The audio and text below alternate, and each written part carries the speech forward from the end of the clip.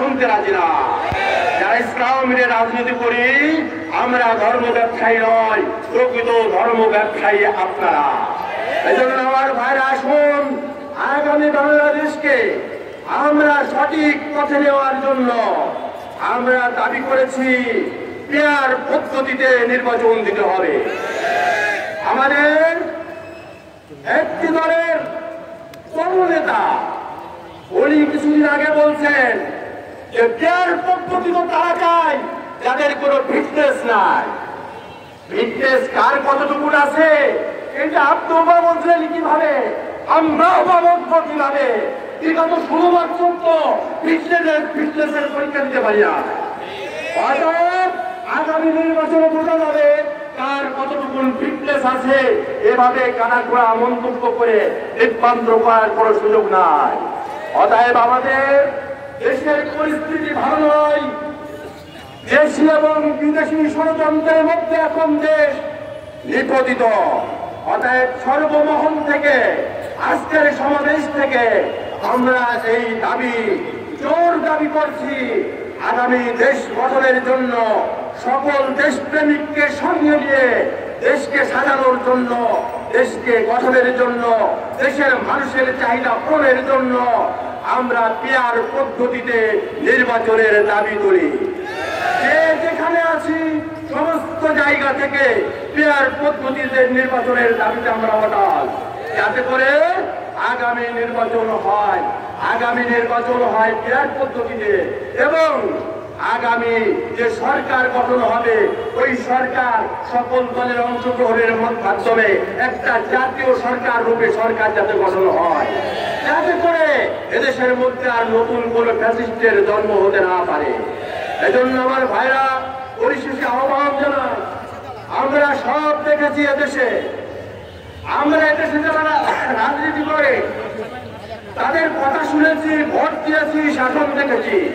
শুধুমাত্র কেবলমাত্র এদেশে আমরা ইসলামকে এখন পর্যন্ত দেখি না। ইসলামী শাসন ব্যবস্থার সুফল আমরা এখনো বুঝতে পারি নাই। অতএব সব কিছু দেখা শেষ, আগামী বাংলাদেশ হবে ইসলামের বাংলাদেশ। সেই লক্ষ্য নিয়ে আমাদের প্রত্যেককে কাঁধে কাঁধ মিলিয়ে কাজ করতে হবে। আল্লাহ রাব্বুল আলামিন আমাদেরকে কবুল করুন। আল্লাহ রাব্বুল আলামিন আমাদের এই প্রিয় মাতৃভূমি বাংলাদেশকে কবুল করুন। সকলে বলি আমিন। ইসলামী আন্দোলন বাংলাদেশ জিন্দাবাদ, আত্মা মার্কা জিন্দাবাদ, পীর সাহেব চরমোনাই জিন্দাবাদ, বাংলাদেশ জিন্দাবাদ। সংগ্রামী তৌহিদি জনতা, আজকের এই বিশাল গণসমাবেশে এ পর্যায়ে বক্তব্য নিয়ে আসছেন আজকের প্রোগ্রামের সম্মানিত সভাপতি, ইসলামী আন্দোলন বাংলাদেশ মনোনীত মাগুরা 2 আসনের সংসদ সদস্য পদপ্রার্থী, ইসলামী আন্দোলন বাংলাদেশ মাগুরা জেলা শাখার বিপ্লবী সভাপতি জননেতা আলহাজ মুফতি মোস্তফা কামাল। বক্তব্য নিয়ে আসছেন জননেতা আলহাজ মুফতি মোস্তফা কামাল।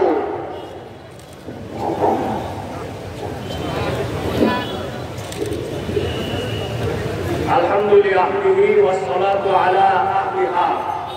আউযু বিল্লাহি মিনাশ শাইতানির রাজীম। বিসমিল্লাহির রহমানির রহিম। ইন্নাল কুওয়াতা লিল্লাহি জামিআ। ওয়া ক্বালা তাআলা ومن يبتغي غير الإسلام دينا فلن يقبل منه وقال تعالى اليوم أكملت لكم دينكم وأتممت عليكم نعمتي ورضيت لكم الإسلام دينا وقال النبي صلى الله عليه وسلم من يرد الله به خيرا يفقهه في الدين।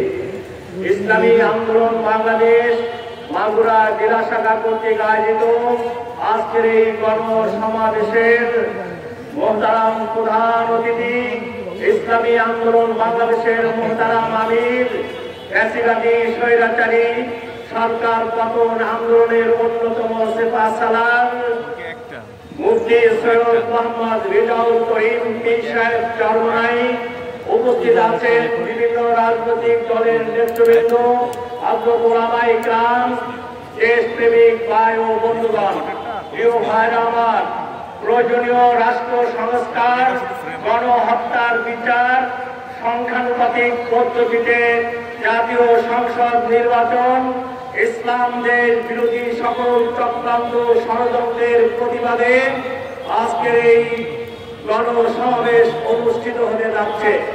শুরুতেই আমি 1947 সালে 1971 সালে যারা এই প্রিয় মাতৃভূমি বাংলাদেশকে স্বাধীন করার জন্য জীবন উৎসর্গ করেছে, আমি তাদের মাঝে যারা মুসলিম তাদের জন্য রব্বে কারিমের দরবারে জান্নাতের দোয়া কামনা করছি, দোয়া করছি। আর যারা অমুসলিম তাদেরকে শ্রদ্ধার সাথে স্মরণ করছি। তারই ধারাবাহিকতায় গত জুলাই আগস্টে এই ফ্যাসিবাদী স্বৈরাচারী সরকার পতন আন্দোলনে হাফেজ, মাওলানা, ছাত্র, শ্রমিক জনতা যারা জীবন উৎসর্গ করেছে, রব্বে কারিমের দরবারে তাদেরকে শাহাদাতের মর্যাদা কামনা করছি। যারা অসুস্থ হয়ে বিভিন্ন হাসপাতালে চিকিৎসাধীন আছে তাদের আশু মুক্তি কামনা করছি। যারা নিজেদের আপনজনকে হারিয়েছে সেই শোক সন্তপ্ত পরিবারের প্রতি সমবেদনা জ্ঞাপন করছি। প্রিয় ভাইরা আমার, আমাদের কথা স্পষ্ট, আমরা ইসলামকে রাষ্ট্রীয় ক্ষমতায় নিয়ে যেতে চাই। কারণ হলো এই 54 বছর যারা দেশ চালিয়েছে সেই নেতৃত্ব এবং সেই নীতি আদর্শ প্রমাণিত ব্যর্থ হয়েছে। কারণ আমরা যদি খুব সংক্ষেপে বলি, বাবা থেকে মেয়ে, স্বামী থেকে স্ত্রী, মাঝে হুসাইন মোহাম্মদ এরশাদ কেউ কথা রাখেনি। আমরা জানি বাংলা সাহিত্যের অন্যতম কবি সুনীল গঙ্গোপাধ্যায়ের একটি বিখ্যাত একটি কবিতার অংশ হলো কেউ কথা রাখেনি। বাবা বলেছিল 1971 সালে 7 মার্চ, আমি দেশের প্রধানমন্ত্রী হতে চাই না, আমি জনগণের অধিকার প্রতিষ্ঠা করতে চাই। তিনি পরবর্তীতে এসে 1975 সালে বাকশাল কায়েম করার মাধ্যমে এদেশের জনগণের স্বাধীনভাবে রাজনীতি করার অধিকার হরণ করেছিল, ভোটের অধিকার হরণ করেছিল। প্রিয় ভাইরা আমার, তারই ধারাবাহিকতায় পরবর্তীতে যারা ক্ষমতা এসেছে 1976 সালে মরহুম জিয়াউর রহমান বলেছিল যে আমি সৈনিক, আমি রাজনীতি বুঝি না, রাজনীতিবিদদের হাতে দিয়ে আমি ইরাকে ফিরে যাব। সেই মরহুম জিয়াউর রহমান রাষ্ট্রপতি হয়েছেন, দল গঠন করেছেন, দীর্ঘদিন রাষ্ট্র চালিয়েছেন। পরবর্তীতে হোসেন মোহাম্মদ এরশাদ 1982 সালে একই কথা বলে রাষ্ট্র ক্ষমতা দখল করেছিল। তিনিও বলেছিল আমি রাজনীতি বুঝি না, আমি রাজনীতি করতে আসিনি, আমি রাজনীতিদের হাতে ছেড়ে দিয়ে ইরাকে ফিরে যাব। 9 বছর রাষ্ট্র চালিয়েছে। প্রিয় ভাইরা আমার, তারই ধারাবাহিকতায় এবং খালেদা জিয়া ক্ষমতা এসেছে। তিনি এসে বলেছেন দুর্নীতির বিরুদ্ধে জিরো টলারেন্স, দুর্নীতি সহ্য করা হবে না। তার নেতৃত্বে প্রিয় মাতৃভূমি বাংলাদেশ একাধারে কয়েকবার দুর্নীতিতে বিশ্ব চ্যাম্পিয়ন হয়েছে। আজকে অনেক কথা বলা হয়, আমরা মাগুরার মানুষ ভুলে যাইনি।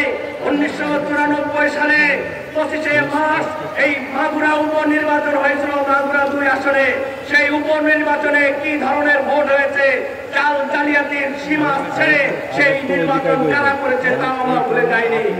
1996 সালে 15 ফেব্রুয়ারি নির্বাচন কারা করেছে, এককভাবে একদলীয় নির্বাচন, সেটাও এই দেশের মানুষ ভুলে যায়নি।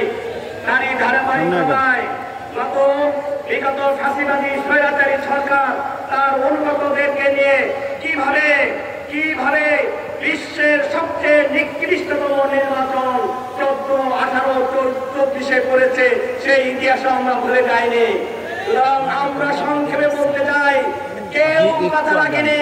এরা জাতির সাথে প্রতারণা করেছে, এরা বিশ্বাস ভঙ্গ করেছে। এই প্রতারক এবং বিশ্বাস ভঙ্গকারীদেরকে এই দেশের মানুষ আর বিশ্বাস করতে চায় না। সর্বশেষ এই আগস্টের 4 তারিখ শুরুতেও বিগত স্বৈরাচারী সরকার শেখ হাসিনা বলেছিল শেখ হাসিনা পালায় না। সেই শেখ হাসিনা 5 তারিখ দুপুরে পালিয়ে গিয়ে কথা রাখে না। তার দলের হাজার হাজার লক্ষ লক্ষ নেতা কর্মীকে রেখে তিনি তার পরিবারকে নিরাপদে বিদেশে পাঠিয়ে দিয়ে তিনিও বিদেশে পালিয়ে গেলেন।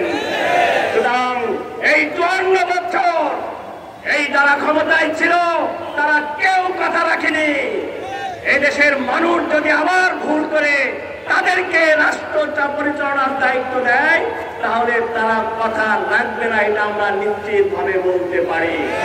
প্রিয় ভাইরা আমার, কথা রেখেছেন ইসলামী আন্দোলন বাংলাদেশের আমির পীর সাহেব চরমনাই।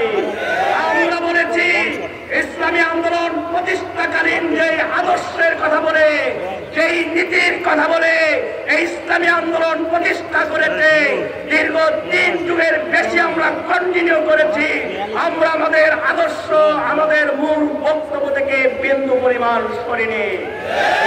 আমাদের স্পষ্ট কথা, আমরা অনেক নেতার পরিবর্তন দেখেছি, অনেক নেত্রীর পরিবর্তন দেখেছি, অনেক নেতা নেত্রীর শাসন আমরা দেখেছি, কিন্তু এই দেশের মানুষের ভাগ্যের পরিবর্তন এরা করতে পারেনি। সুতরাং আদর্শবাদী শ্রেষ্ঠ নেতা হলো পীর সাহেব চরমনাই। কারণ কোন স্বৈরাচার ফ্যাসিবাদী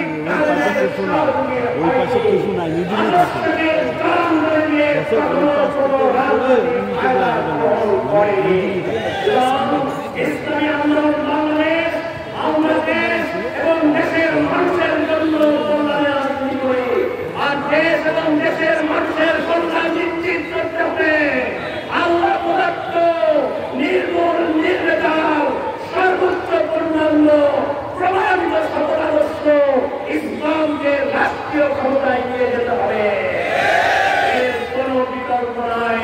এজন্যই আমাদের মোতাবামির ঘোষণা করেছে সকল ইসলামী দল এবং ভারতীয় আধিপত্যবাদ বিরুদ্ধে যারা বিশ্বাসী, বিরুদ্ধে যারা বিশ্বাসী, সবাইকে নিয়ে দেশকে নিয়ে ইসলামকে নিয়ে সবাইকে নিয়ে ঐক্যবদ্ধভাবে ভোটের একটি বাক্স কাটাবে, সেই বক্তব্য, সেই সিদ্ধান্ত পীর সাহেব চরমনাই নিয়েছে এবং সেই আমাকে সকল প্রস্তুতি চলছে।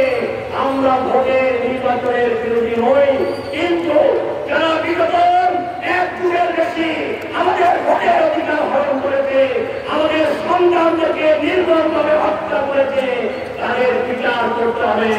এবং 54 বছর তারা রাষ্ট্র কাঠামো ধ্বংস করে ফেলেছে, সেই প্রয়োজনীয় রাষ্ট্র সংস্কার নিশ্চিত করতে হবে এবং বিশ্বের সবচেয়ে গ্রহণযোগ্য পপুলার যে সিস্টেম, পিয়ার পদ্ধতি, সংখ্যানুপাতিক পদ্ধতি, আমরা সেই পদ্ধতিতে নির্বাচন চাই। সুতরাং আসুন আজকে আমাদেরকে সিদ্ধান্ত নিতে হবে। আমরা যারা দেশকে ভালোবাসি, আমরা যারা দেশের মানুষকে ভালোবাসি, এই 54 বছর আমরা প্রতারিত হয়েছি, আমরা আর প্রতারিত হতে চাই না।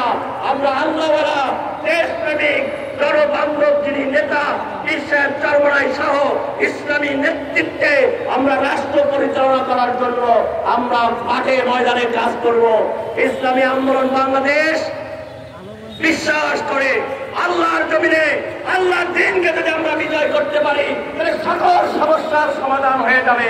কারণ পৃথিবীতে ইসলামী হলো একমাত্র প্রমাণিত সকল আদর্শ। সুতরাং আসুন এই 92% মুসলিম অধ্যুষিত বাংলাদেশে ইসলাম অনুযায়ী চলবে, এই সিদ্ধান্ত আমরা নিয়েছি। আমরা সবাই যদি এই সিদ্ধান্ত নিতে পারি এবং যারা সমাজের ভালো মানুষ, যারা সমাজের কল্যাণ চায়, যারা সমাজের উন্নতি অগ্রগতি নিশ্চিত করতে চায়, সবাইকে যদি আমরা ঐক্যবদ্ধ করতে পারি তাহলে কোনো জালেম, কোনো চাঁদাবাজ, কোনো দখলবাজ আর রাষ্ট্রীয় ক্ষমতা দখল করতে পারবে না। সুতরাং পীর সাহেব চরমনাইকে সাক্ষী রেখে আমরা ওয়াদাবদ্ধ হতে চাই, এই মাগুরার মানুষ ইসলামের পক্ষে এবং মানুষ এবং দেশের কল্যাণের পক্ষে, এক পার্শ্বের পক্ষে সর্বোচ্চ চেষ্টা চালাবে। কারা কারা রাজি আছে?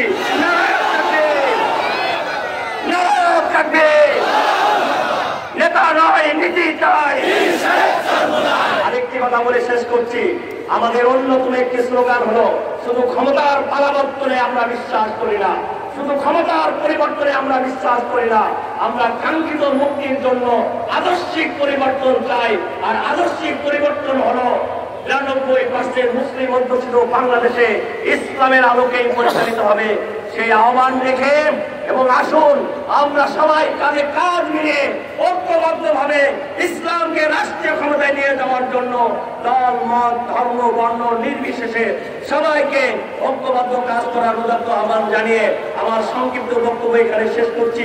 বিভিন্ন রাজনৈতিক দল এবং আপনারা যারা আলেম ওলামা, আপনারা যারা অনেক কষ্ট করে এসেছেন, আপনাদের সবাইকে ইসলামী আন্দোলন বাংলাদেশ বাঁকুড়া শাখার পক্ষ থেকে আন্তরিক অভিনন্দন এবং মোবারকবাদ জানাচ্ছি।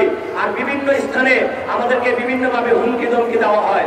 প্রিয় ভাইরা আমার, আমরা বিশ্বাস করি আমরা এই সংগ্রামে যদি জীবন উৎসর্গ করতে পারি আমরা শাহাদত বরণ করব। আমাদেরকে হুমকি ধমকি দিয়ে কোনো লাভ হবে না। আমরা জীবনের মায়া ত্যাগ করে রাস্তায় এসেছি। আমরা ইসলামের জন্য, আমরা রাসূলের আদর্শকে বিজয় করার জন্য, আমরা ইসলামী হুকুমত প্রতিষ্ঠা করার জন্য, শাহাদত বরণ করার জন্যই রাজপথে এসেছি। আমাদেরকে ভয় দেখে কোনো লাভ হবে না। সুতরাং হুমকি ধমকি দিবেন না নেতা কর্মীদেরকে, ভয় দেখাবেন না। ইনশাআল্লাহ আমরা ঐক্যবদ্ধভাবে এই জালেম, এই স্বৈরাচার, এই দখলবাজদের মোকাবেলা করব। আল্লাহ হাফেজ।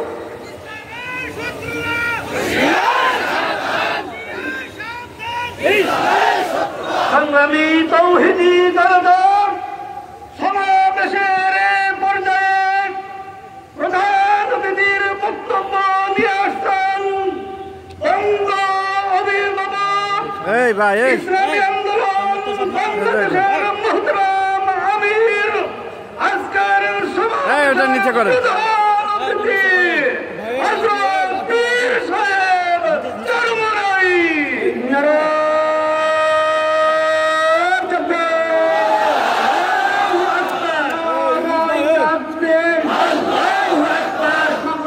পক্ষ থেকে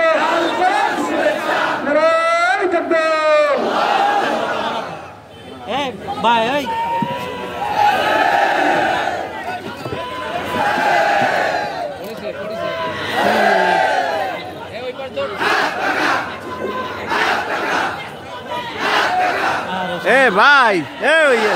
ইনুস ভাই, ইনুস ভাই ওটা একটু সরান।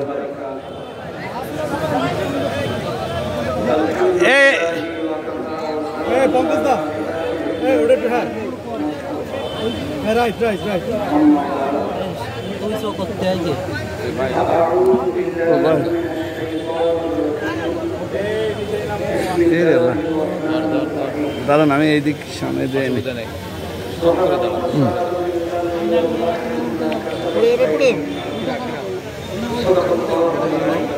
না, এই জন্যই তো আমি সরিয়ে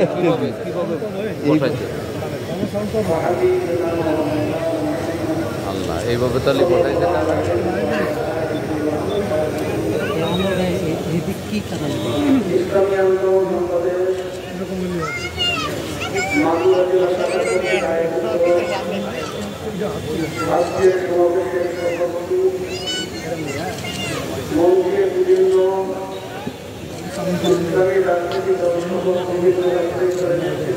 একটু কাছে এসে বক্তব্য দিলি তো একবার